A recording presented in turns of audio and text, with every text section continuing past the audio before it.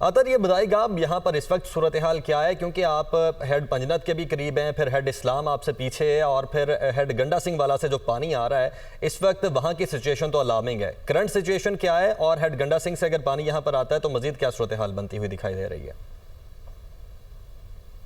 जी बिल्कुल, इस वक्त दरिया सतलुज की जो सूरत हाल है इंतहाई तशवीशनाक है और इसकी जो दरमियाने दर्जे की जो कैटेगरी बताई जा रही है बहावलपुर शहर के हवाले से, अगर उसकी तबाहकारियाँ देखी जाएँ तो वो मुशाहिदे में आ रही हैं कि 2023 में आने वाला हाई फ्लड से भी ज़्यादा है। इस वक्त मैं फत्तू वाली के मकाम पर मौजूद हूँ कि यहाँ से बिल्कुल करीब समसट्टा है।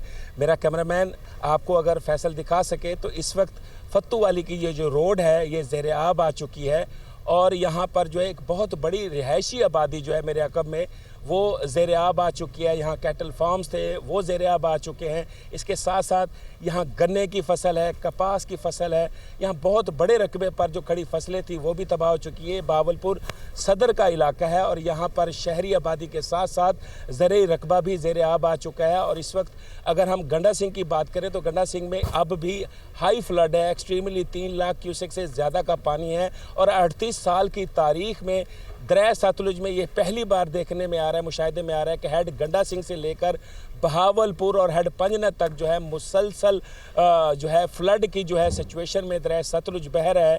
तो यहाँ इसकी तबाहकारियाँ बहुत तेज़ी से बढ़ रही हैं और इसका जो दरिया का जो पानी है वो अपने किनारों से जो है ओवरफ्लो होके दोनों अतराफ़ के इलाकों को, लोधरा वाली साइड को भी और बहावलपुर वाली साइड को भी, दोनों आबादियों को बुरी तरह से निशाना बना रहा है। और इस वक्त बहुत बड़ा जो है माशी बहरान ज़रात के शोबे में आ सकता है, चूँकि बहावलपुर जो है यहाँ पर जो है सबसे ज़्यादा ज़रात पर इन्हसार होता है। यहाँ फसलें हैं, यहाँ पर सब्ज़ियाँ हैं, यहाँ पर मुख्तलिफ अजनास होती हैं, वो इस दफ़ा ज़ेर आब आने से जो है मुतासर हो चुके हैं। तो इसका एक बहुत बड़ा लॉस हुआ है। अतर और नुमान खान बाबर आप दोनों से मज़ीद भी अपडेट्स लेते रहेंगे। अभी के लिए